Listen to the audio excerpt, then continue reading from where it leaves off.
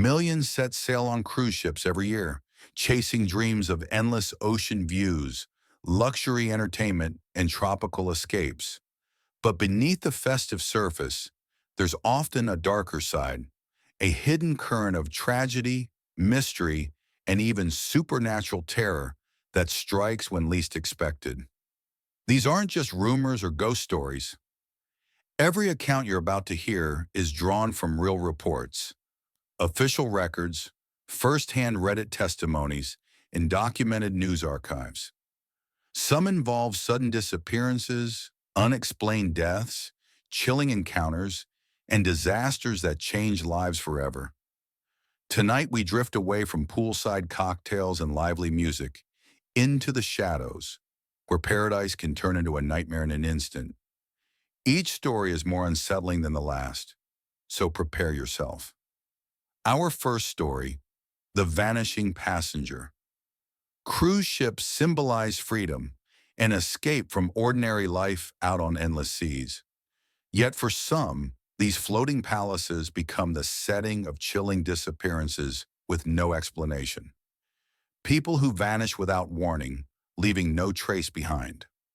According to U.S. Coast Guard and Maritime incident databases, nearly 300 people have gone missing from cruise ships worldwide since 1995. It's not something you'll see in tourism brochures, but it's well documented in investigations. Most cases remain unsolved, families left in despair, authorities accused of negligence, and the victims never found. Unlike other missing persons cases, a cruise ship disappearance is uniquely complex. These vessels are self-contained worlds, isolated hundreds of miles from land. Once someone vanishes, the chance of rescue drops dramatically. One of the most haunting examples is the case of Amy Lynn Bradley, a 23-year-old American who vanished while vacationing with her family aboard Royal Caribbean's Rhapsody of the Seas in March 1998. Her disappearance remains one of the most infamous unsolved mysteries in cruise ship history. Amy was on a week-long family trip exploring the Caribbean. Athletic, vibrant, and freshly graduated, she seemed to have everything ahead of her. On March 23rd, while the ship was docked at Curaçao, Amy spent the night dancing in the nightclub with her brother and members of the ship's band, Blue Orchid. Security footage later showed her leaving the club around 1 a.m. By 5:30 a.m., Amy's father saw her awake on the balcony of their cabin. She seemed tired, wearing only a t-shirt and underwear. But by 6 a.m., when the family woke again, Amy was gone. Her shoes were still in the room, but her cigarettes and lighter, items she always carried, were missing. The family searched desperately, then alerted the crew. But instead of treating it as an emergency, the staff suggested Amy had gone ashore voluntarily. This made no sense. Her passport, wallet, and belongings were still in the cabin. Those first critical hours slipped away before a real search began. By then, the ship had already left port. Passengers later reported seeing Amy that morning with a band member near an elevator. Some said she looked distressed. Another claimed she saw Amy with a crew member. But these accounts were never thoroughly followed up. Even more troubling, one of the band members, known as Yellow, disembarked in Curaçao the same morning Amy disappeared. His behavior toward her the night before had been described as aggressive. When authorities finally wanted answers, Yellow had already vanished into the bustling port city. Then came the chilling sightings. Months later, a tourist claimed a woman ran up to him on a beach begging for help, saying her name was Amy Bradley, that she'd been taken from a cruise ship. He tried to help, but men pulled her away before he could act. A year later, a U.S. Navy sailor swore he saw Amy in a Curaçao brothel. The woman begged for help, said she'd been kidnapped, and had tattoos identical to Amy's. When he returned with help, she was gone. The theory emerged that Amy had been kidnapped and trafficked, a crime tragically common in some Caribbean ports at the time. It was a horrifying possibility, but one that explained the sightings. Her family has never stopped searching. They've poured money into private investigators, rewards, and international appeals. The FBI raised the reward to $250,000, one of the highest ever for a missing person. Royal Caribbean, meanwhile, faced harsh criticism for their slow response and inadequate security measures, eventually settling with the family out of court. Amy's disappearance revealed terrifying flaws in maritime safety: jurisdictional gray zones, faulty surveillance, and untrained staff. More than 25 years later, she remains missing, her family clinging to hope she may still be alive. A cruise ship is like a floating city, carrying everything passengers might need, from restaurants and entertainment to doctors and emergency plans. Nobody expected that something could go so terribly wrong, or that the ship itself might hold secrets too grim to ever appear in a vacation brochure. Robert Jones, a lively and cheerful 78-year-old, started the voyage in high spirits. He was known among his friends for his endless humor and his energy on the dance floor, still showing love for his wife after decades together in a way that younger couples admired. But on the second night of the trip, everything changed in an instant.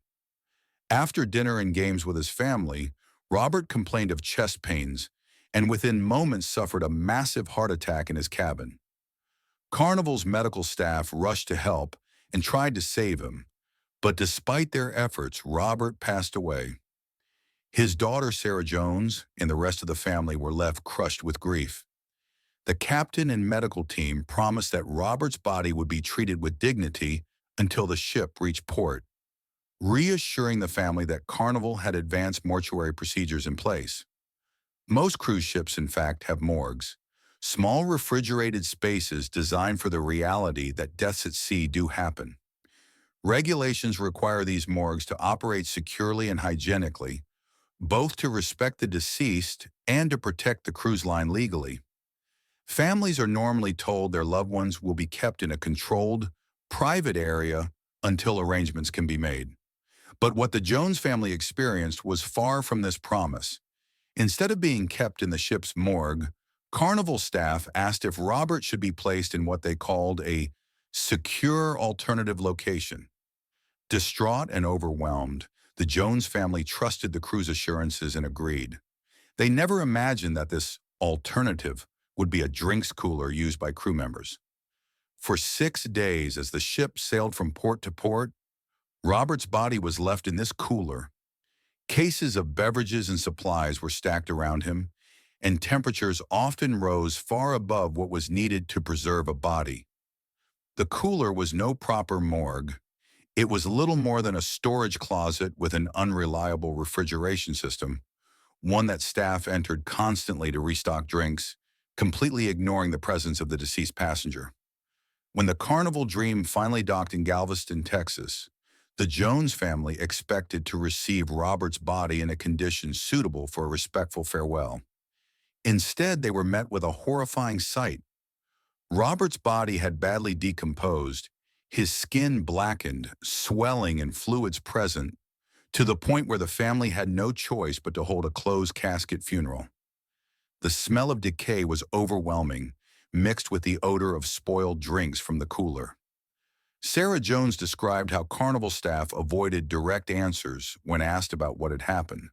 Some gave vague explanations, while others simply said there had been unexpected circumstances. The truth only came out after funeral directors and investigators examined the body and the family pushed for answers. Robert had never been stored in the morgue at all, but in the drinks cooler used daily by crew. The Carnival Dream reportedly had only one morgue, and crew members decided it was full when Robert passed away. Yet later investigations suggested that others had still been placed there, raising troubling questions. The Jones family filed a $1 million lawsuit accusing Carnival of gross negligence and emotional cruelty. Court filings described the company's actions as reckless and an insult to the dignity of passengers who trust cruise lines with their lives. The case drew wide media attention, fueling long-standing debates about how the cruise industry handles deaths at sea and whether passenger rights are truly protected in international waters. Carnival responded by both defending its staff and expressing sympathy. Spokespersons said the cooler was chosen due to unusual circumstances and that international safety standards had been met, blaming pandemic-era port restrictions for delays. But behind the scenes, crew members described how makeshift solutions like this had happened before, not just on Carnival ships but across the industry. Many insiders explained that morgues often overflow, especially on longer cruises with older passengers. When this happens, bodies sometimes end up in luggage areas, food storage spaces, or coolers with little to no proper monitoring. Former crew admitted that they were sometimes asked to move bodies without any training, wrapping them in plastic and using stretchers meant for linens. On online forums and Reddit, past crew members recalled the cold box, a dreaded name for the drink cooler, where they hated going at night, knowing a body was stored among the supplies. Some said that such improvisation was more common than passengers would ever believe. The Jones case eventually caught the attention of U.S. regulators, including the Coast Guard and Department of Transportation. Investigators reviewed logs, refrigeration systems, and crew communications. They found repeated examples where the Carnival Dream had stored bodies in non-medical areas due to lack of space. This pointed to a larger systemic problem: the absence of standardized international rules for how cruise lines should store human remains at sea. Advocacy groups pushed for reforms, demanding bigger morgues, stricter temperature controls, and mandatory training for staff. Carnival and other companies soon announced changes, installing better morgues and requiring online mortuary training for crews. Yet experts warn that the industry reacts only after lawsuits and scandals, instead of preventing tragedies before they happen. For the Jones family, no reform could erase what they endured. Robert's memory became tied not to a joyful family trip, but to a nightmare that robbed him of dignity in death. Sarah Jones spoke in court about the haunting images and trauma the family carries, saying that Carnival treated her father like an object, not a human being. The family continues to push for awareness, determined that no one else should go through the same horror. The morgue nightmare stands as more than a tragic story. It is a wake-up call. It shows the hidden truth behind the glossy image of cruise vacations, proving that even the safest-seeming places can fail at the most basic responsibility. And it leaves families like the Joneses navigating grief and heartbreak in the shadow of luxury. Let's move to our third story: the bullet that ricocheted, a crew member's true ordeal. His desperate screams quickly reached passengers in nearby cabins, who wasted no time calling ship security. Within minutes, crew members rushed to the scene and found Mark in complete panic, shouting again and again that his wife had fallen overboard. According to the ship's log, the first emergency call was logged at exactly 12:47 a.m. What happened next would later become the centerpiece of the lawsuit that followed. Despite Mark's immediate report and the urgent nature of the situation, the Carnival Destiny failed to stop or even turn back for nearly 90 minutes. Maritime safety experts would later testify that in man-overboard cases, every single minute is critical for survival. In the first 15 minutes, if the person is still conscious and wearing a life jacket, chances of rescue remain fairly high. But after 30 minutes, even in warm Caribbean waters, hypothermia and exhaustion become deadly risks. By 60 minutes, the chances of survival plummet to less than 20%. The delay, as investigators later concluded, was the result of a serious collapse in emergency procedures. The duty officer who received Mark's report doubted it from the start, thinking it could be either a false alarm or just a domestic dispute rather than an actual overboard emergency. Instead of raising the alarm right away, he spent those precious minutes questioning Mark and checking surveillance footage. When the captain was finally informed at 1:15 a.m., he immediately ordered a full emergency maneuver and sent out rescue boats. The Jamaican Coast Guard was alerted, and a large-scale search effort began involving aircraft and multiple ships. But by then, Sarah had already been in the water for nearly 90 minutes, lost in total darkness. with 78-degree Fahrenheit waters and waves that made spotting her nearly impossible. The search went on for 14 hours, covering more than 200 square miles of open sea. Coast Guard helicopters flew grid patterns using thermal imaging. Rescue boats swept back and forth across the waves. The Carnival Destiny itself stayed behind to help instead of heading to its next port. Yet despite the massive search, not a single sign of Sarah was ever found.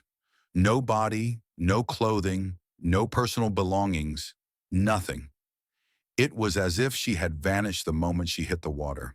The investigation that followed uncovered shocking flaws in Carnival's emergency response systems. Emails revealed during the lawsuit showed that crew training for man-overboard cases was almost non-existent, with many officers unsure of what steps to take.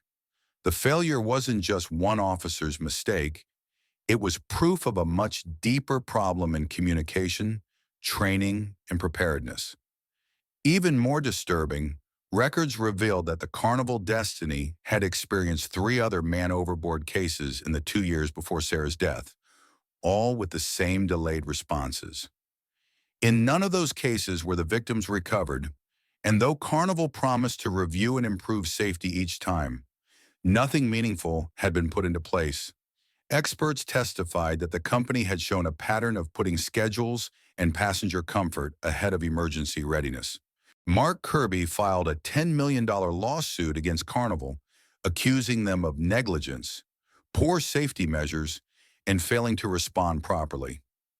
His complaint outlined how Sarah could have survived had the ship reacted instantly with trained crew and the right equipment.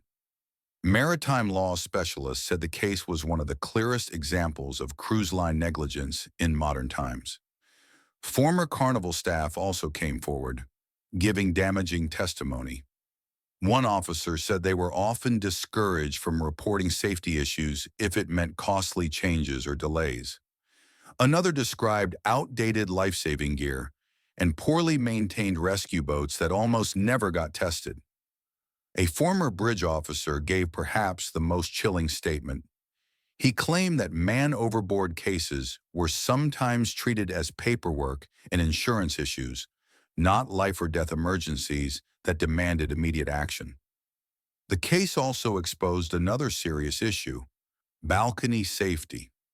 Sarah's fall happened from a railing that did meet international safety standards, but those standards were decades old and hadn't kept pace with modern cruise ships. Advocates pointed out that balcony falls made up nearly 30% of cruise ship deaths, with alcohol involved in more than half of them. Carnival's lawyers fought back hard, saying Sarah's fall was a result of her own drinking and risky behavior, and that no quicker response would have saved her. They argued the railing was legal and safe, and that guests were responsible for their choices. But as evidence mounted, Carnival's stance grew weaker. Experts insisted Sarah had likely survived the fall itself, and that the 90-minute delay had cost her life. Witnesses called the delay inexcusable, and the fact that it had happened before showed a disturbing pattern. In March 2016, just before the trial began, Carnival settled the case for an undisclosed sum reported to be over $8 million. The agreement also forced Carnival to upgrade its safety rules, commit to better emergency training, and undergo independent safety audits. They also promised to raise balcony railings on all their ships within 2 years. Mark Kirby used part of the settlement money to start the Sarah Kirby Maritime Safety Foundation, dedicated to improving cruise safety and helping families of maritime accident victims. His foundation has since pushed for stricter balcony standards, mandatory crew training, and stronger emergency protocols across the industry. The 7-deck plunge that took Sarah's life became a turning point for cruise ship safety, showing the deadly consequences of corporate negligence. Her death is now a haunting reminder that beneath the glossy ads and luxury, cruise ships are complex machines where safety failures can be the difference between life and death. Sarah's story continues to protect lives through the changes it forced, ensuring that other families may be spared the tragedy that shattered Mark Kirby's world. Let's move to our sixth story, The Haunted Queen Mary, Paranormal Terror at Sea. Among the most chilling aspects of cruise ship horror stories are those that transcend the physical realm, entering territory where rational explanation fails and the supernatural takes hold. While most maritime disasters involve tangible threats, mechanical failures, human error, or violent crime, some incidents defy conventional understanding, leaving witnesses questioning the very nature of reality itself.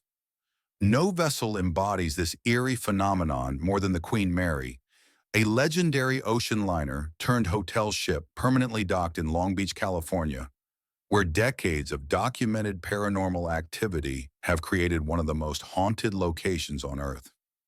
The Queen Mary's dark history began long before her conversion to a tourist attraction.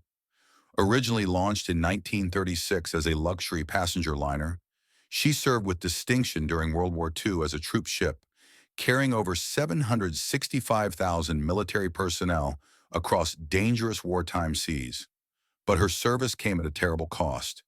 Dozens of deaths occurred aboard the vessel during her operational years from natural causes, accidents, and wartime incidents that would forever leave their mark on the ship itself. During her military service, the Queen Mary was painted gray and earned the nickname the Gray Ghost for her speed in outrunning submarines. But tragedy struck in October 1942 when she accidentally rammed her escort vessel, HMS Curacoa, slicing it in two and killing 239 men. Bound by wartime orders, she could not stop to rescue survivors, leaving their bodies to sink into the Atlantic. Historians believe this event marked the beginning of her ghostly reputation, as if the souls of the lost sailors had bound themselves to the ship that carried on. After the war, she returned to civilian duty, but the strange happenings continued. The team recorded sudden temperature drops of nearly 20 degrees in certain rooms, electromagnetic signatures where ghosts were reported, and chilling audio of voices in different languages. Most unforgettable was a video captured in the Grand Ballroom showing a transparent figure gliding across the dance floor alone in the early hours. Jim Beam, the Queen Mary's head of security for over 15 years, kept detailed reports of strange events. He documented alarms going off without reason, motion sensors triggered in locked areas, and countless sightings of ghostly figures by his team. Though he began as a skeptic, his years on the ship changed him. After personally seeing apparitions and witnessing things that defied logic, he admitted he could no longer deny the supernatural presence aboard. Experts believe that the ship's hauntings may go beyond simple ghost sightings. Some psychics have said the Queen Mary holds places where time itself seems to warp, with past and present overlapping. Guests have described seeing passengers in period clothing who speak or interact with them before vanishing, leaving witnesses unsure if they had seen ghosts or slipped into another time. Historians and paranormal researchers suggest the Queen Mary's intense emotional history may be the reason for these hauntings. Between wartime deaths, tragic accidents, and countless human stories of love, fear, and loss carried across the ocean, the ship may have soaked up all that energy. They call it a psychic imprint, an emotional scar that keeps replaying. Today, the Queen Mary openly embraces its haunted image, offering paranormal tours and ghost hunting nights where visitors can explore its most infamous areas. Thousands of new reports come from these tours, with investigators traveling from around the world to test their own theories. Yet even now, many crew members quietly admit the most terrifying activity happens in areas closed to the public. The Queen Mary is more than just an old ship with ghost stories. It has become a floating reminder of lives lived and lost within its walls. Whether someone believes in ghosts or not, the sheer number of consistent accounts spanning over 50 years makes it hard to dismiss. With its endless stories of voices, apparitions, and strange phenomena, The Queen Mary continues to fuel curiosity about what might lie beyond death. It raises a haunting question. Are these spirits truly trapped, or are we glimpsing moments from another time? Whatever the answer, the Queen Mary remains one of the world's most famous haunted places, forever drifting between history, mystery, and the unknown. Let's move to our seventh story, the Man-overboard refugees, a midnight cover-up. Some of the most disturbing cruise ship incidents are those that passengers never see. Events that occur in the shadows, carefully concealed from vacationing families who believe they're sailing on nothing more than a floating resort. These hidden realities involve desperate human trafficking, political asylum seekers, and the dark underbelly of international maritime law that allows certain activities to flourish in the anonymity of international waters. One particularly chilling account emerged from a Reddit post by a former cruise ship crew member describing a night that forever changed his understanding of what really happens aboard these vessels when passengers are safely tucked away in their cabins. The crew member, posting anonymously for obvious legal and safety reasons, described working aboard a large cruise ship operating in the Caribbean during the height of the Central American refugee crisis in 2018. The vessel, which he identified only as a major cruise line operating out of Florida, regularly sailed routes that took it near politically unstable regions, where desperate people often attempted dangerous ocean crossings in makeshift boats, seeking asylum in the United States or other safe harbors. It was during the ship's third night at sea, approximately 200 meters northeast of the Dominican Republic, when the incident occurred. The crew member was working a late shift in one of the ship's crew-only areas when the ship's general alarm system activated. Not the passenger emergency signal, but the internal crew alert that indicated a serious situation requiring immediate response from all available personnel. The time was approximately 2:30 a.m., when most of the ship's 4,000 passengers were asleep in their cabins. Over the ship's internal communication system, officers announced Code Oscar, maritime terminology for man overboard, followed by coordinates and instructions for immediate emergency response. All available crew members were directed to muster stations, and the ship began an emergency turn that would have been noticeable to any passengers who happened to be awake. The crew member described the controlled chaos that followed. Lifeboats being prepared, searchlights sweeping the dark ocean, and the palpable tension among officers who seemed unusually secretive about the nature of the emergency. What the crew member witnessed next would haunt him for years. Instead of a single person in the water, the ship's rescue boats returned with nearly 24 individuals, men, women, and children of various ages, all appearing to be of Central American origin. They were soaking wet, hypothermic, and in various states of distress, clearly having spent considerable time in the ocean. Most disturbing was the condition of their small boat, which rescue crews had also retrieved. A barely seaworthy vessel constructed from scrap wood and metal, with no proper safety equipment, and barely enough space for the number of people it had carried. The refugees were immediately taken to a restricted area of the ship that most crew members had never seen. A section of the crew quarters that had been hastily converted into temporary housing. The crew member described being assigned to help distribute dry clothing and basic medical supplies, which gave him access to the area and allowed him to witness the refugees' condition firsthand. Many showed signs of dehydration and exposure. Several children appeared malnourished, and at least 2 individuals required immediate medical attention for injuries sustained during their time at sea. What made this incident particularly disturbing was the cruise line's apparent preparedness for such situations. The temporary housing area was equipped with basic bedding, medical supplies, and food specifically designed for emergency refugee situations. Staff members seemed to follow established protocols, suggesting this was not the first time the ship had encountered asylum seekers in distress. The crew member realized he was witnessing a carefully orchestrated operation designed to handle human trafficking victims and refugees while maintaining complete secrecy from paying passengers. Throughout the night, passengers remained completely unaware of the situation unfolding just decks below their luxury accommodations.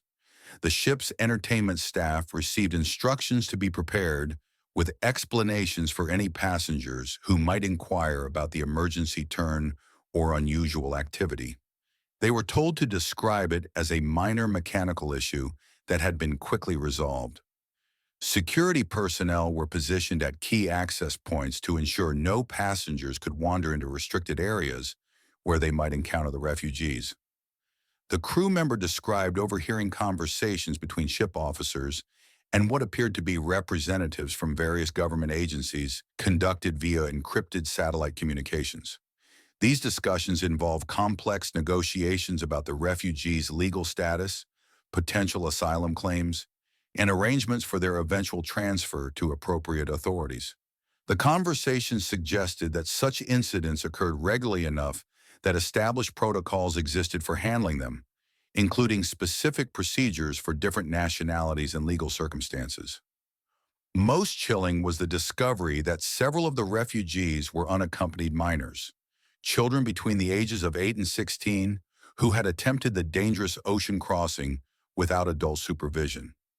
These children told crew members through interpreters that they were fleeing violence in their home countries and had paid human traffickers substantial sums to arrange their passage to the United States.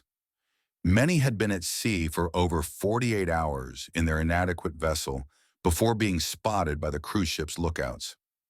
The refugees remained aboard the ship for 3 days, during which time passengers continued their vacation activities, completely unaware of the humanitarian crisis unfolding in the restricted sections below. The crew member described the surreal experience of serving poolside cocktails to vacationing families while knowing that desperate asylum seekers were being held in cramped quarters just a few decks away. The psychological toll on crew members who were aware of the situation was significant, with many struggling to maintain their cheerful service demeanor while processing the stark contrast between passenger luxury and refugee desperation. On the third night, under cover of darkness, the refugees were transferred to what the crew member believed were Coast Guard vessels. Though the ships bore no clear identification and the transfer occurred far from any port, the operation was conducted with military precision, using the ship's tender boats to ferry small groups of refugees to the waiting vessels. The entire transfer took less than 2 hours, and by morning, all evidence of the refugees' presence had been eliminated from the ship. After I left the cruise industry, I reported what I had seen to federal authorities. The FBI took my account seriously, but the challenges were overwhelming. Crimes in international waters fall into complicated jurisdictions, and building cases against massive cruise companies require global cooperation that rarely happen. I was later contacted by lawyers representing families whose children had been abused during cruises, but even those cases hardly ever led to successful prosecutions. Cruise lines had entire legal teams and massive insurance coverage to protect themselves. Families were dragged through years of legal battles, while the criminals continued to operate almost untouched. The exploitation of children within cruise youth programs is one of the most horrifying aspects of trafficking at sea. Vulnerable children, powerless staff, and almost no oversight, it created the perfect storm for predators. Parents believed they were handing their kids over to safe programs, never suspecting their vacation might turn into trauma that could scar their children forever. What makes it even more tragic is that it doesn't have to be this way. Stronger protections and better oversight could prevent it. But as long as cruise lines prioritize profit and the complexity of international law shields them, real reform seems like a distant hope. The children I saw exploited on the Paradise Explorer deserve protection they never received, and their suffering should serve as a warning to parents about the hidden dangers behind glossy brochures. The youth staff trapped in this system also deserve to be rescued, not punished. They were victims forced into impossible choices, living in cycles of abuse they couldn't escape. Their stories show that human trafficking isn't simple. It has many layers, and from the outside, it's almost impossible to see or understand fully. Music. This happened during an investigation I conducted in the fall of 2020 while working as a maritime safety inspector for a federal agency. What I discovered in the galley operations of the Grand Paradise cruise ship exposed a systematic trafficking operation that had been operating for years, hidden beneath the surface of what passengers believed was a luxury dining experience. I had been sent to do what was supposed to be a routine inspection of the ship's food service after passengers had complained about poor food quality and some cases of food poisoning on earlier trips. My job was only to check sanitation rules and food storage, but what I uncovered went far beyond spoiled vegetables or meat left out too long. The Grand Paradise was a mid-level cruise ship that ran week-long Caribbean trips and could hold around 3,000 guests. It had many dining spots, from the main restaurant to buffets, specialty dining, and even 24-hour room service, which meant the kitchens had to run nonstop. To handle this, nearly 200 workers rotated through shifts across different parts of the galley. When I first walked through the main kitchen, I quickly noticed things that didn't add up. Almost all the workers were very young men from Southeast Asia, mostly Myanmar and Cambodia. They worked in total silence, always looking down, and stiffened up with fear if a supervisor came close. What worried me most was how they looked. Many seemed weak, thin, and worn out, with cuts, bruises, and burns that didn't look like normal accidents from kitchen work. When I tried to ask them basic questions about food safety, they either pretended not to understand or froze until their supervisors nodded approval before saying a word. This was strange because kitchen staff during inspections are usually eager to show off their training and compliance with the rules. The turning point came when I was inspecting the cold storage areas deep below the ship. I lost track of my escort, and while checking the walk-in freezers, I heard voices from a small room next to the storage. Inside, I found 12 men crammed into a space meant for maybe 4. They lay on thin mats across the metal floor, with no proper air, lights, or bathrooms. The fear on their faces was clear the second they saw me. Some spoke quickly in a language I didn't know then, but later learned was Burmese. One man, barely in his 20s, understood enough English to talk with me. He explained that they were galley workers forced to live in those storage rooms, and others like it below deck. Their shifts stretched to 18 hours, with barely enough time to eat before being sent back to work. They weren't allowed to leave the galley areas or even mix with passengers or other crew. His name was A, and he told me they had been lured in Myanmar by recruiters promising real cruise ship jobs with good pay. To get those jobs, their families sold land or borrowed money for the recruitment fees. But once aboard, their passports were taken away, and they were told they owed thousands more for travel, housing, and food. Trapped in debt, they were told they couldn't leave until they repaid it, but the debts only grew larger. Even for sleeping on the floor, eating leftover scraps, or simply working in the galley, they were charged, making freedom impossible. A explained that workers were split into groups depending on their assigned duties.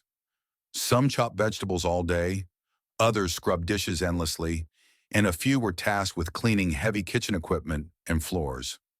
Over them were supervisors who ran the trafficking ring, enforcing control with threats and beatings. What disturbed me most was how he described what happened when someone got too sick or injured. No medical care was ever given. Instead, they were forced to keep working. If someone became too weak, they simply vanished at the next port, with officials told they had been sent home or transferred. The workers didn't believe those stories. I asked about the food served to guests, and he said trafficked workers handled all the dangerous, exhausting prep work while regular crew presented the finished meals. Every day, thousands of dishes were produced by these hidden workers in unsafe conditions, completely unseen by the passengers dining upstairs. I called my office right away to report what I found, but I was told to finish my inspection first and write up the trafficking issue separately. That delay turned out to be costly. Somehow word reached the trafficking bosses. By the time I went back to check the rooms later, every worker was gone, the spaces cleaned up, and repurposed for storage. Ship managers insisted I misunderstood and claimed the men were just normal workers on break. They showed me papers saying all staff were legally hired and housed properly, but they wouldn't let me interview anyone or visit the crew quarters they mentioned. Over the next weeks, I worked with federal agents to try building a case, but it was nearly impossible. The ship sailed mostly in international waters, making legal authority unclear, and the trafficked workers had already been shifted elsewhere before they could be questioned. The cruise line's lawyers blamed subcontractors for any violations, distancing the company itself. Investigators later found the network was far larger than just this one ship. Recruitment agencies were supplying trafficked workers to many cruise lines, rotating them between ships to avoid suspicion or prevent them from making friends who might raise concerns. The whole system was disturbingly efficient. With trafficked labor, cruise companies saved massive costs while still presenting polished, professional dining to their guests. Passengers never knew that their meals were made by people treated like slaves. The traffickers had also perfected hiding their crimes. They kept fake employment records, staged clean crew quarters for inspections, and had other staff ready to vouch for the conditions. Even when workers got a chance to speak, fear kept them silent, especially since their families back home were made to believe they had good jobs. The traffickers even allowed short calls or sent small payments home to keep the illusion alive. Eventually, some lower-level traffickers and corrupt crew were prosecuted, but the cruise line itself escaped with minimal penalties. They claimed ignorance and promised better oversight, but many former workers and investigators believe little really changed. The men I had met that day, A and the others, were never located. Their families in Myanmar never got the truth, only silence. Authorities suspected many ended up on fishing boats or factories, continuing the same abuse. What I learned from the Grand Paradise is how trafficking hides in plain sight, protected by contracts, paperwork, and corporate layers that make it nearly untouchable. Passengers enjoying a luxury meal had no idea it was built on pain and suffering, while the cruise companies proudly advertised their care for staff. That discovery completely reshaped how I approach inspections, teaching me that trafficking often disguises itself as everyday business. Those men I saw deserved rights, pay, housing, and safety, but the international maze of the cruise industry meant we failed them. Cruise kitchen jobs are hard even under fair conditions, but legitimate workers are owed dignity. On the Grand Paradise, food prep had been turned into modern slavery, profitable for the cruise line, but devastating for the lives of men who had only wanted to support their families. This happened in the summer of 2023, when I was working as a licensed massage therapist aboard the Ocean Paradise, a luxury cruise ship running Mediterranean routes. What I found inside the ship's spa exposed another trafficking ring, this time hidden under the image of wellness, covering up forced prostitution and sexual exploitation. I had been hired through what looked like a real staffing agency that placed spa staff on cruise lines across Europe and the Caribbean. My 6-month contract seemed like a perfect chance to build my career while seeing places I had always dreamed of. The Ocean Paradise sold itself as a luxury ship with a world-class spa, and at first I thought it was my dream job. The spa was on an upper deck, full of private treatment rooms, a salon, gym, and lounges. About 40 staff worked there: massage therapists, estheticians, stylists, trainers, and attendants. Most were young women from Eastern Europe, Romania, Bulgaria, and Ukraine, recruited through agencies that promised cruise ship work. In my first week, though, I noticed unsettling patterns. Many of the women seemed nervous, exhausted, and kept to themselves instead of mingling with other crew. Their shifts stretched from morning into late night, with barely a moment of rest. More troubling, several carried bruises and marks they explained away as accidents, though their frequency and placement suggested otherwise. The truth started coming out in my second week when I was scheduled for a late-night shift to handle special passenger requests after closing. I was told these guests wanted privacy and were willing to pay extra for treatments that weren't logged in the main booking system. My first late appointment was with a middle-aged male passenger who had requested a full-body massage in one of the private rooms. When I arrived at the room I had been told to use, I instantly noticed it was not like the other treatment spaces in the spa. The door had extra locks on it, and the windows were completely covered with blackout curtains so no one could see in. The passenger waiting there looked surprised when he saw me and quickly asked why the usual therapist wasn't there.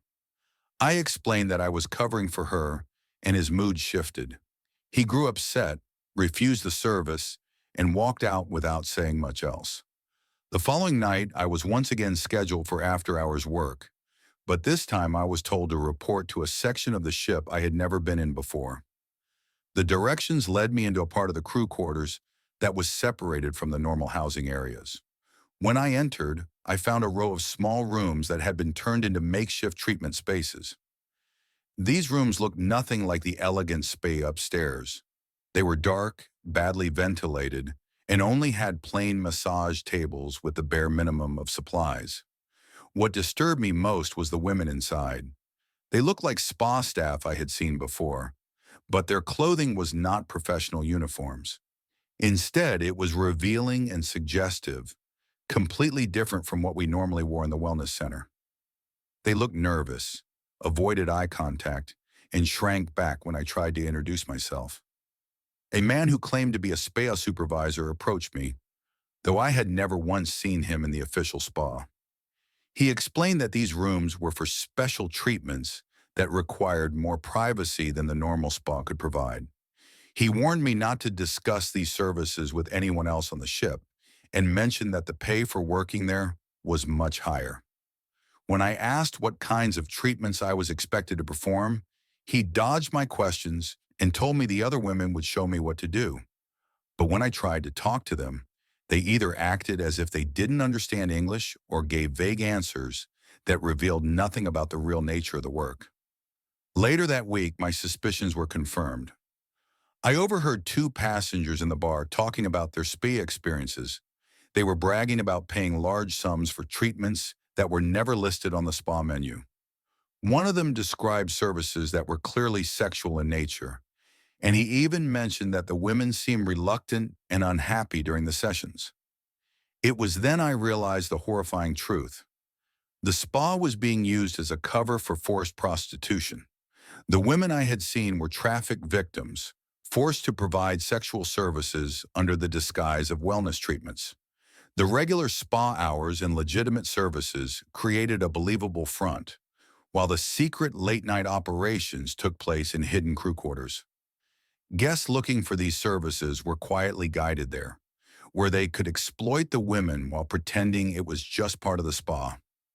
The women had been promised real jobs when they were recruited, but once they came aboard, everything changed.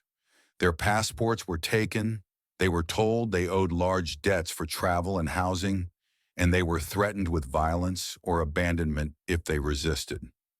It was clear this operation had been running for a long time. The main spa gave the traffickers credibility, while the illegal side business pulled in enormous profits. Passengers who took part could claim ignorance, insisting they were just buying spa services, while the paperwork showed only legitimate activity. When I tried reporting what I had discovered to the ship's security team, I was brushed off. They told me the spa was run by an outside contractor, not by ship security, and suggested that I was misunderstanding what luxury, specialized treatments meant. The officer didn't seem interested at all. I later tried speaking with some of the women in private, hoping to offer them help, but they were too afraid to trust me. The little they did share was heartbreaking. They believed the ship's security was involved with the traffickers and feared punishment if they spoke out. They were told they would be arrested if caught because They were working illegally and had broken visa rules. The traffickers had created such a tight net of fear and isolation that the women felt trapped with no way to escape. They were kept separate from other crew, not allowed to leave during port stops, and always watched closely to stop them from reaching authorities or even contacting their families. After my 6-month contract ended and I left the ship, I reported everything I had witnessed to federal officials in the United States. The investigation that followed was tangled and slow, complicated by the fact that the crimes crossed many international waters and jurisdictions. The traffickers had purposely set up their operations to use these loopholes, making prosecution almost impossible. The case showed how legitimate businesses could be used as shields for illegal trafficking networks. On the ocean paradise, the spa looked polished and professional to most guests, offering real treatments and services. But hidden behind that polished front was a system exploiting women under threats and lies. Most passengers and crew had no idea that such crimes were happening just a few decks away. As investigators dug deeper, they discovered that this was not an isolated case. Similar trafficking rings were likely being run on several cruise ships across different companies. The traffickers had identified cruise ships as ideal locations because of their international nature, short-term contracts, and lack of strict oversight over outside contractors like spas and entertainment providers. The women I met in those hidden rooms should have been protected by international laws against trafficking, but the complex nature of maritime law made real help almost impossible. By the time authorities began acting, many of the women had likely been moved to other ships or forced into different types of exploitation. What I experienced made me realize that trafficking often hides inside businesses that look completely legitimate. Victims are often too scared, too isolated, and too controlled to ask for help, even when they desperately want to. The cruise industry's constant push to satisfy passengers can, without realizing it, give cover to such crimes. And because ships cross so many borders, law enforcement faces huge obstacles when trying to investigate and punish traffickers.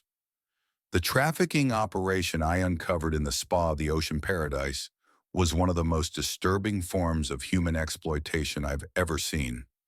It not only destroyed the lives of the women who were trapped in forced prostitution, but also twisted a real business into a shield for criminal profit. Passengers who used those services could pretend innocence, while traffickers raked in huge sums from both the sexual exploitation and the legitimate spa work that made their crimes harder to detect. UerieHOUR music. This happened during the winter of 2023 when I was working as a mechanical engineer aboard the Atlantic Voyager, a large cruise ship that sailed transatlantic routes between Europe and the Caribbean. What I discovered in the ship's maintenance areas revealed a trafficking system that had turned the most dangerous and hidden workspaces into cages for workers living in what can only be described as modern slavery. I had been hired for a 6-month contract to oversee regular upkeep of the ship's complex mechanical systems. The Atlantic Voyager was an older vessel built in the early 2000s, and it needed constant care to keep everything running, from its engines to its cooling systems. Nearly 300 crew worked in engineering and maintenance roles, keeping things going around the clock. During my first week, the chief engineer gave me a full tour of the maintenance decks, which stretched across several levels at the bottom of the ship. There were engine rooms, workshops, storage areas, and even living quarters for engineering staff. He explained how shifts rotated all day and night, and that some sections were locked off to only certain workers for safety reasons. What I noticed right away was how divided the workers seemed.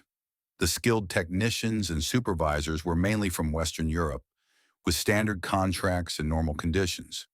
But there was another group, a much larger one, that handled the hardest, dirtiest, and most dangerous jobs.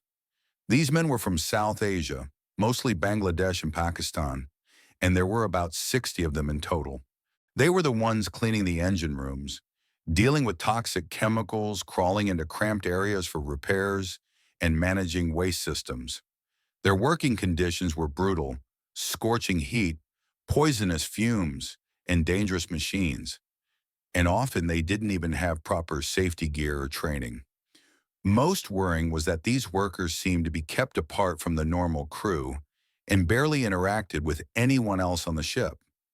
The shocking discovery came in my third week, when I was carrying out a routine check of the ship's ballast tank systems.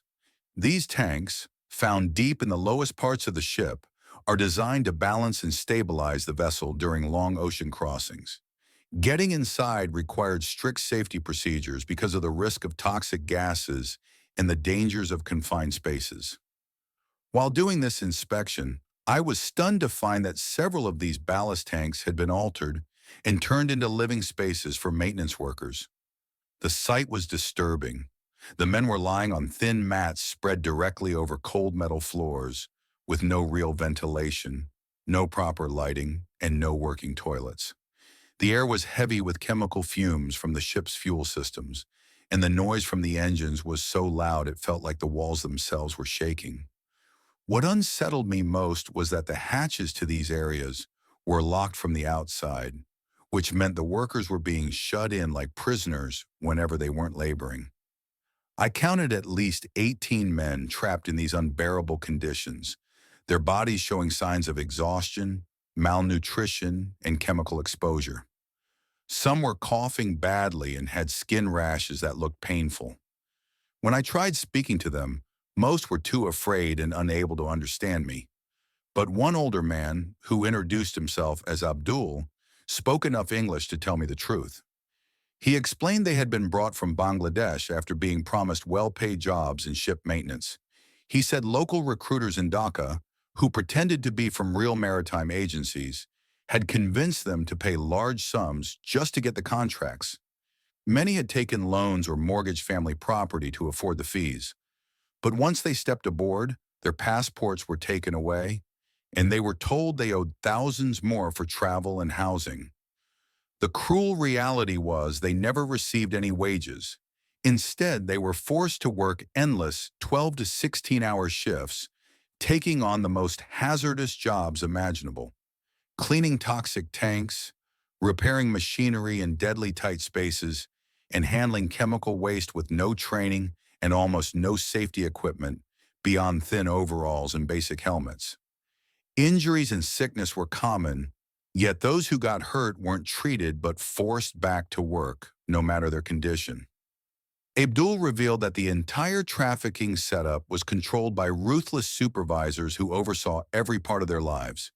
The men weren't allowed to leave the engineering sections, never saw the passengers, and had no real contact with other crew.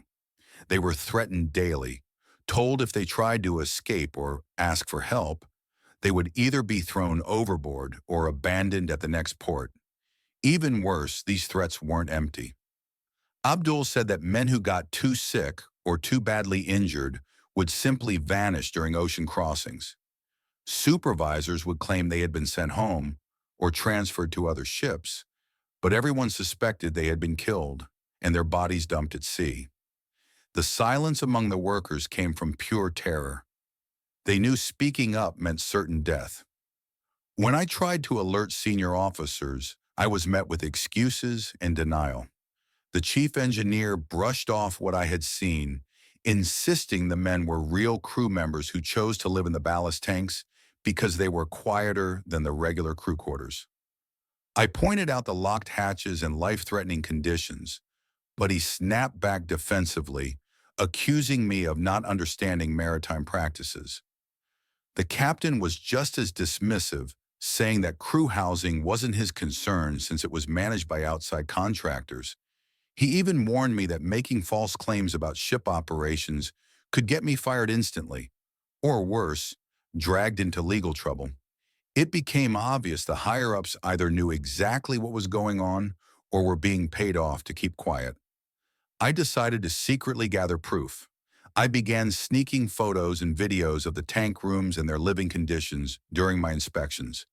But soon my access was restricted, and I was suddenly assigned a supervisor who followed me everywhere during maintenance rounds. Clearly, word had spread, and the traffickers were making sure I couldn't collect more evidence. Things turned dangerous quickly. One evening, one of the trafficking supervisors cornered me and, in a chillingly casual tone, warned me to stop asking questions about crew housing. He hinted that accidents happened all the time at sea and engineers had been known to vanish if they caused too much trouble. The message was clear. I was being watched and I was no longer safe. In my last week on board, I managed to meet Abdul again by chance while he was working in one of the engine rooms. He looked more tired than before, his eyes carrying both fear and desperation. He whispered that some of the men I had seen locked in the ballast tanks had disappeared. Officially, they were transferred to other ships, but he was certain they had been killed to silence them. Abdul begged me to find some way to help the remaining workers, though he warned me not to underestimate the traffickers. They were already planning to remove anyone who might threaten their business. The weight of his plea stayed with me long after I left the ship.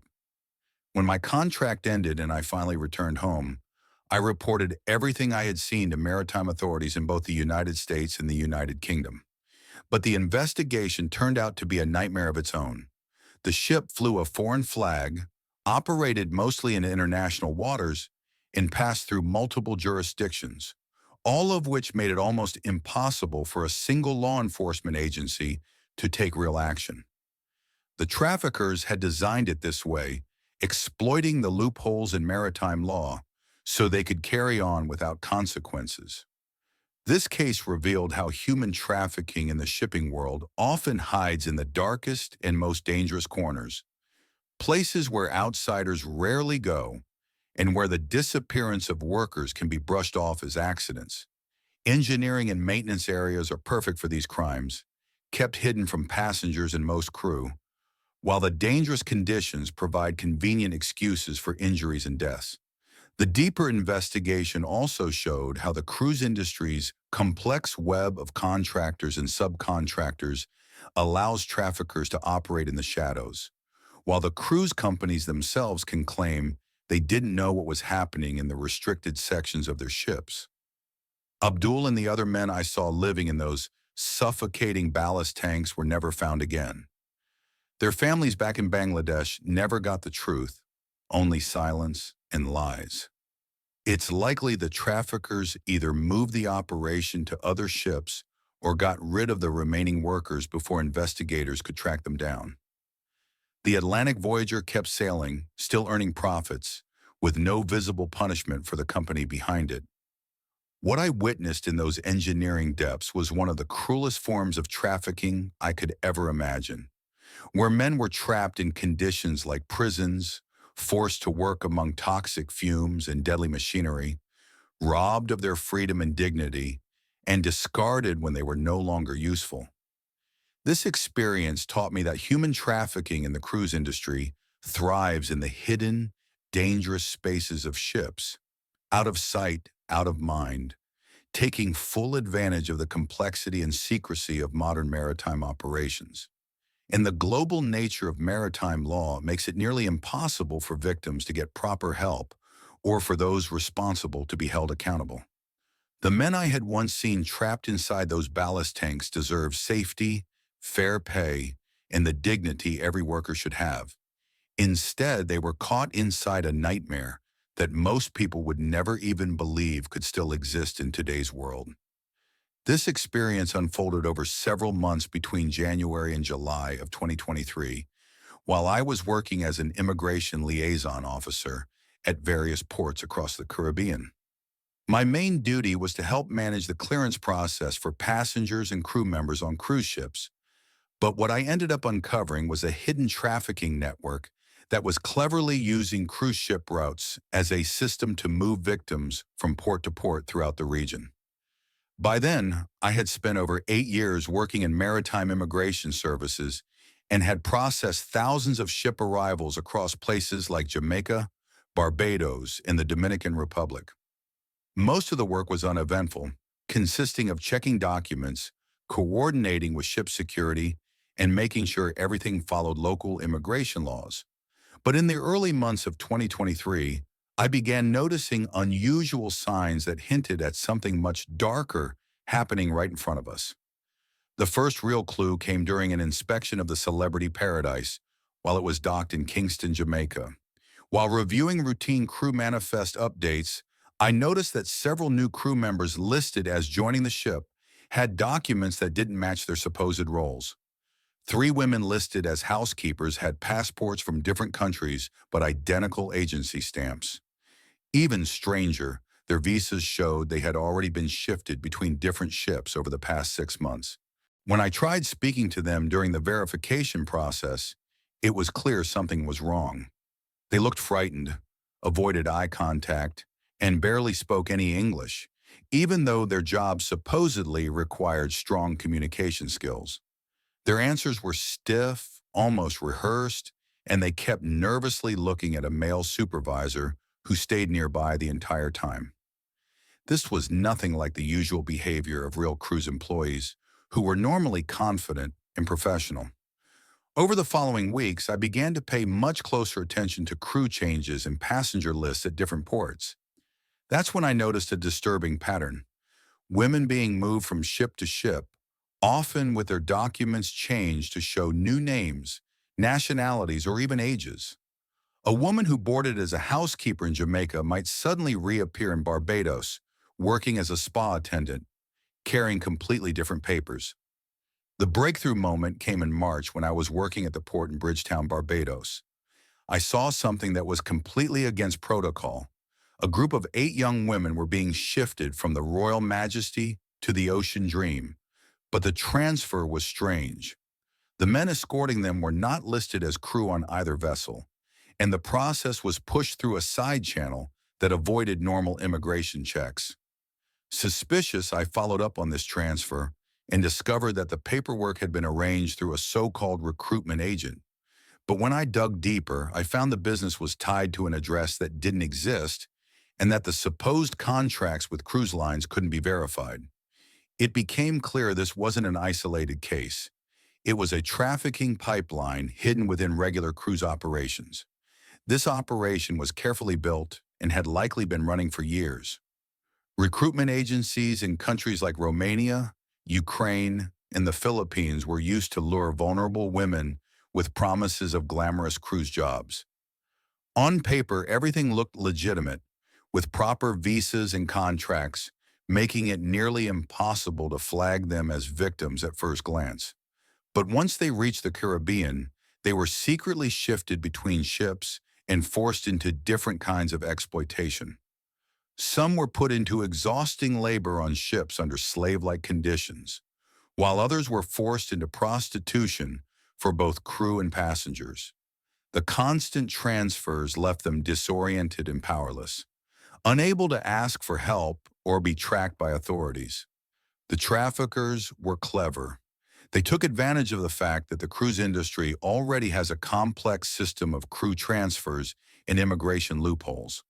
The women's documents were regularly swapped or altered, which erased their trail and made it hard to prove their original identities. Even worse, the whole operation blended in with the normal structure of cruise employment, making it nearly impossible to separate what was legal from what was criminal. Corrupt officials at certain ports played their part too, turning a blind eye and rushing through suspicious transfers in exchange for money. By the time I had gathered enough evidence, I realized at least 12 ships from 4 major cruise companies, including Carnival, Royal Caribbean, Norwegian, and Celebrity, had been used at some point to transport victims. It was never clear if the cruise lines themselves knew their systems were being exploited, but the scale was undeniable. Most of the women I came across during my inspections were between 18 and 25, often from poor backgrounds in Eastern Europe or Southeast Asia. Many told stories of being promised stable hospitality jobs that would let them earn money for their families while traveling the world. Instead, they were trapped in situations where they worked endlessly without pay and were kept under strict control. They weren't allowed off the ships during port stops. They were isolated from other crew, and they were threatened with arrest or deportation if they tried to seek help.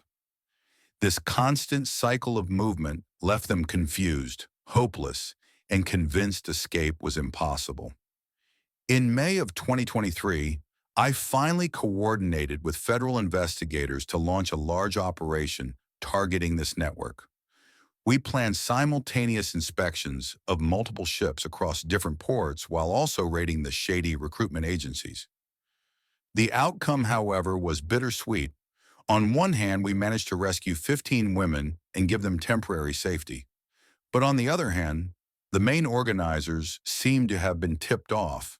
They vanished just before the raids took place. While some of the victims were later convinced to testify, many were too afraid.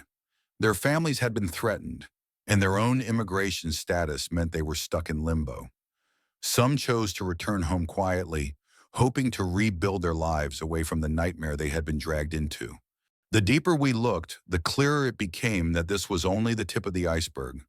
The same trafficking methods were likely happening on cruise routes across the Mediterranean and beyond. The international structure of cruise staffing, with its countless agencies and subcontractors, made the entire industry an easy target for exploitation. While cruise companies promised to add more safeguards after our investigation, the traffickers were already adapting to new methods. The sad truth was that the women I had seen deserved every bit of protection international human trafficking laws promised them, but the tangled mess of maritime jurisdiction meant most of them slipped through the cracks. Many had been trafficked across multiple countries, on ships flying different flags, which made it nearly impossible to know who held responsibility. What this experience showed me is that trafficking networks thrive by hiding inside legal industries, twisting loopholes and normal processes to their advantage. The port-to-port pipeline I uncovered worked so well precisely because it looked like everyday cruise business. Victims were kept in constant motion so they could never build ties or find a way to ask for help. It also showed how the cruise industry's reliance on foreign workers and complicated contracts creates spaces where criminals can operate undetected. Even though most cruise workers are there legitimately, the sheer size of the industry makes it nearly impossible to guarantee full protection for everyone. Caribbean ports involved in the case have since added extra screening steps for crew changes, but the international reach of cruise lines means traffickers can easily shift their routes or invent new tricks to stay ahead. The truth is, stopping this kind of crime requires more than quick fixes. It needs long-term cooperation between governments, constant awareness from cruise personnel, and real vigilance from port authorities. This is what I carried with me when I later worked aboard the Sovereign Star in the summer of 2023. What I uncovered there inside the entertainment program was another version of the same nightmare. A trafficking scheme masked as performance contracts, forcing women into prostitution for wealthy passengers and crew. I had already been working in hospitality on ships for over 6 years, but this discovery shook me all over again. The Sovereign Star was a newer vessel, designed to impress with its theaters, lounges, and countless entertainment venues. Around 80 entertainers worked on board, including dancers, singers, musicians, and tech crews, all on 6-month contracts. As guest relations supervisor, my role often overlapped with the entertainment team. I had to deal with passenger complaints and requests related to shows, so I got to know many of the performers and their working conditions. At first, everything seemed fine with the main theater cast. These were professional artists who had contracts, fair treatment, and standard crew housing. But there was another group, about 15 women, mostly from Eastern Europe, who stood out for all the wrong reasons. Unlike the others, these women were assigned to lounges and adult-themed venues. Their work schedules were endless, stretching from afternoon to the early hours of the morning, every single day, with no breaks or port leave. Even stranger, they lived apart from the rest of the crew in a restricted area of the ship, which raised red flags immediately. Things became undeniable in my 6th week when a passenger filed a complaint about inappropriate behavior in one of the upper deck lounges. The guest reported seeing what looked like prostitution happening between staff and male passengers in private corners of the venue. When I checked it out myself, I stumbled onto something horrifying. Parts of the ship's entertainment areas had been secretly remodeled to include private rooms that weren't listed anywhere on official blueprints. These rooms were hidden behind service corridors and contained beds, furniture, and soundproofing. Some even had personal belongings of the women working the lounges, making it clear they were forced to spend long hours there. When I asked the entertainment director, he brushed it off, claiming the rooms were for costume changes or performer rest areas. But his story didn't fit what I had seen. My suspicions only grew stronger after overhearing two passengers in the casino casually talking about paying for private time with the lounge women. That was the moment I realized the trafficking network was not limited to crew transfers and port operations. It had seeped directly into ship entertainment, masked as part of the nightlife experience. They were openly talking about their experiences with what they called special entertainment services, which could be arranged quietly through certain crew members if passengers were willing to pay enough. The women I met aboard the Sovereign Star had signed up with dreams of performing, traveling, and building better lives. Instead, they were forced into exploitation, robbed of freedom, and stripped of their dignity. Their stories are proof that trafficking can exist even in the most glamorous, luxurious environments, hidden behind smiles and lights. Most passengers never saw it because the victims were right there in plain sight, mixed among the thousands of crew working tirelessly every day. The entertainment trafficking I witnessed was one of the most dangerous forms I had ever seen because it was buried inside what looked like a real business, generating massive profits while ruining lives.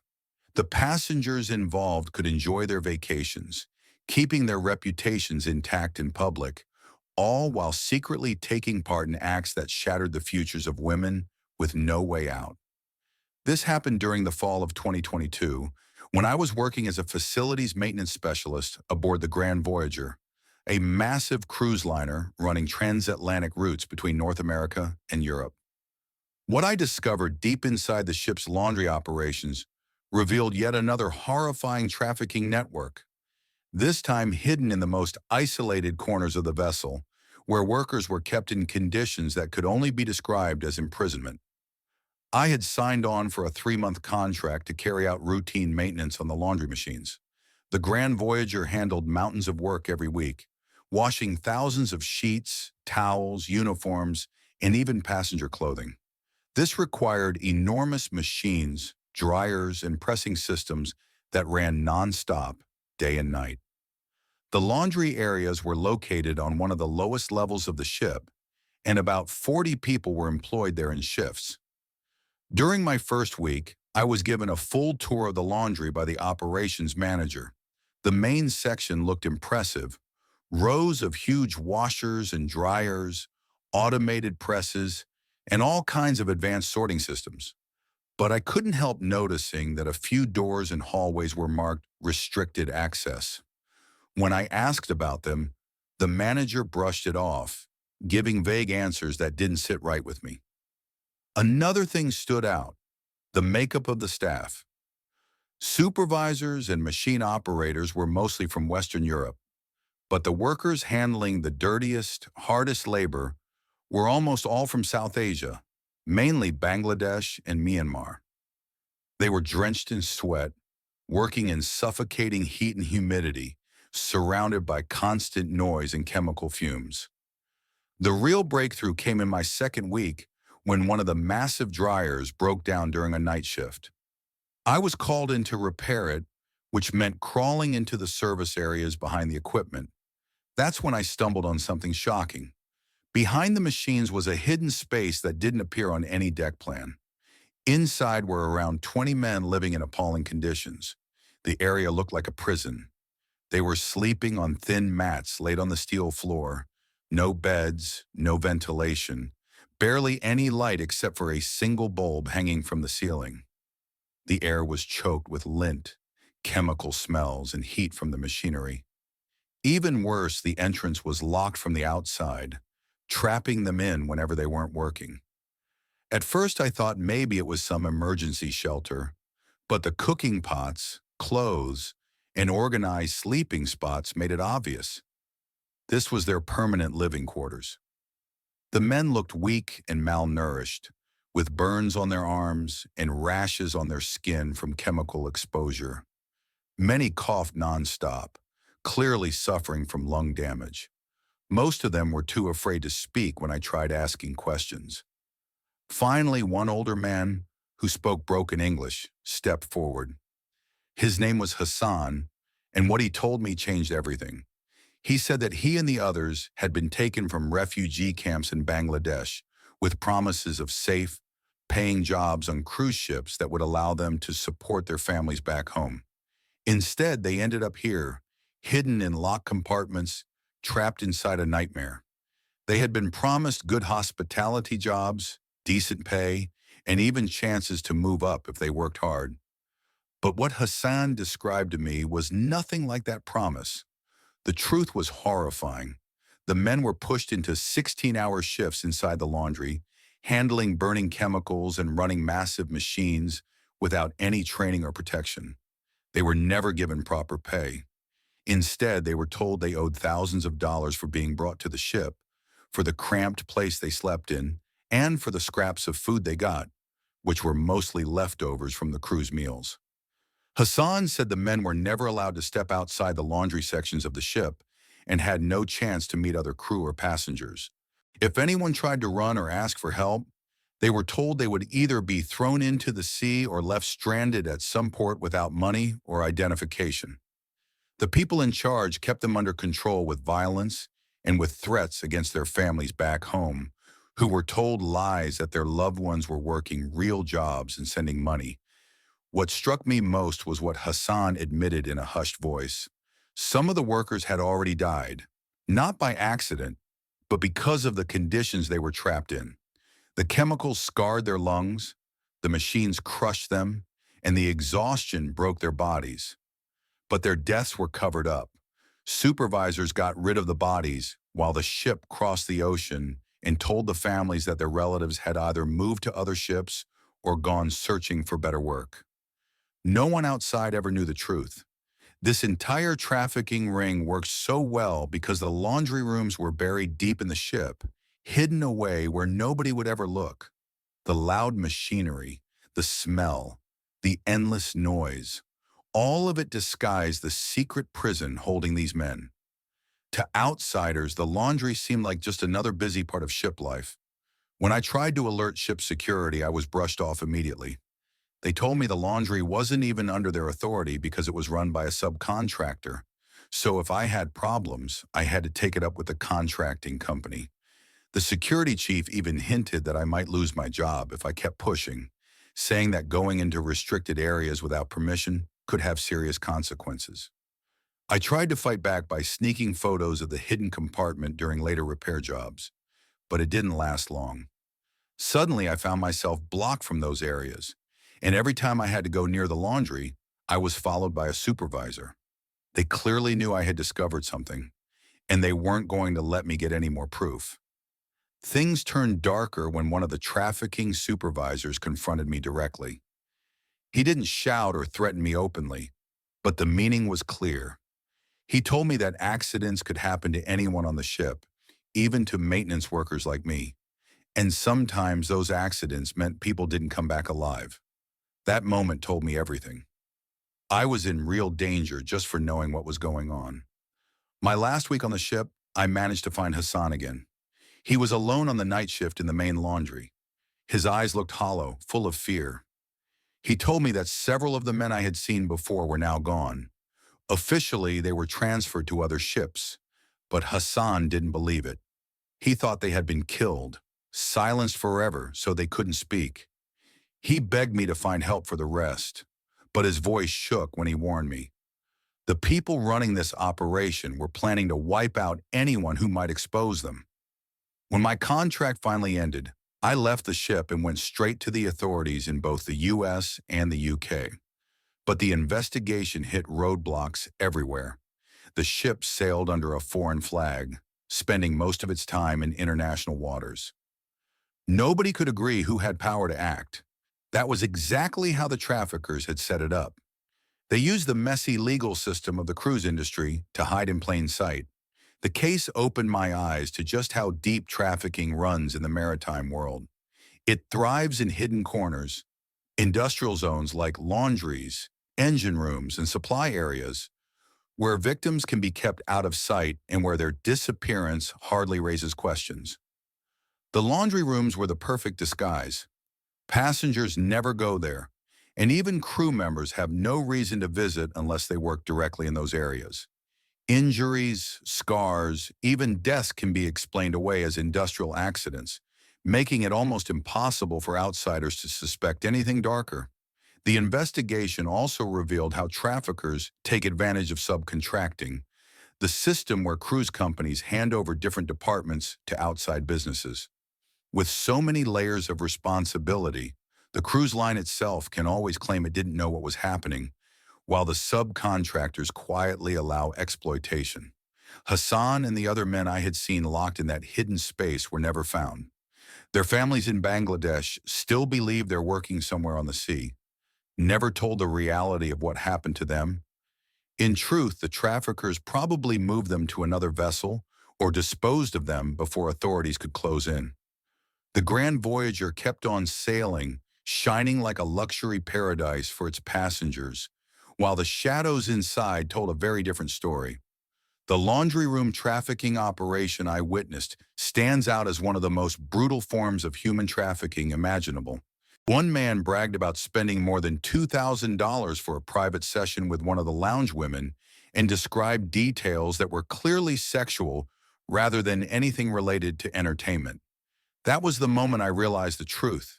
The trafficking ring was using real entertainment contracts to get vulnerable women onto the ship and then forcing them into prostitution, disguised as exclusive hospitality perks for wealthy passengers.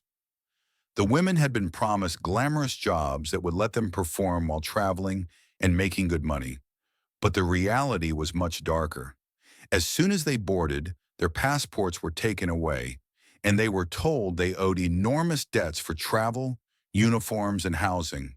Their regular wages were barely enough to survive, while the real money came from passengers paying for the so-called private sessions. Almost all of that cash was pocketed by the traffickers, and the women were constantly reminded they were still in debt, unable to leave until everything was repaid. Fear was used as a weapon. Threats of being abandoned at foreign ports or harm to their families back home kept them silent and obedient. The entire setup was frighteningly well organized, and it blended in so perfectly with the legitimate entertainment programming that most people would never suspect anything. Passengers who paid for these services could easily pretend they thought it was part of an exclusive adult package, while on paper the cruise records only showed ordinary entertainment expenses. Meanwhile, the profits from the prostitution were funneled through hidden financial channels. I learned just how deep it went when I managed to speak privately with one of the women, a Romanian performer named Maria, during a rare moment when she was working alone in the lounge. She told me she had been recruited by an agency in Bucharest with promises of $1,500 a month, plus tips, with free housing and meals. But what she got was nothing close to that. By day, she worked long shifts as a cocktail server, but at night she was forced into the private rooms with passengers. Her actual wages were only $300 a month, with the rest supposedly deducted for food, uniforms, and fees. Maria explained that she and the others lived under total control. A group of crew members acted as their supervisors, keeping them locked away in a restricted section of the ship when they weren't working. They had no chance to mingle with other crew members, no contact with family, no internet, and no phone calls. They were warned that if they ever tried to seek help, they would be branded as prostitutes and deported, with criminal charges waiting for them back home. The most disturbing thing she revealed was about the passengers who paid for these services. They weren't just shady individuals. They included married couples, businessmen, and even families with children who carried themselves as respectable tourists during the day, but indulged in these crimes at night. The so-called adult entertainment was marketed as luxury experiences, and the steep prices meant only the wealthiest guests could afford to participate. When I tried reporting what I had found to ship security, I was immediately shut down. The head of security told me that entertainment wasn't under their authority. It was run by an outside contractor. He hinted that if I kept pressing or accused passengers without proof, I could face serious trouble with my job. Refusing to stay silent, I tried another route. I used the ship's satellite line to contact the FBI and explain everything. But they told me cases like this, happening in international waters, were tangled in jurisdictional issues and required coordination between multiple agencies. Without physical evidence or cooperation from the victims, it would be almost impossible for them to step in right away. They logged my information but made it clear immediate action wasn't likely. As my contract on the Sovereign Star was ending, I noticed something unsettling. Several of the women I had identified, including Maria, suddenly vanished. When I asked, I was told they had simply finished their contracts and were transferred to other ships.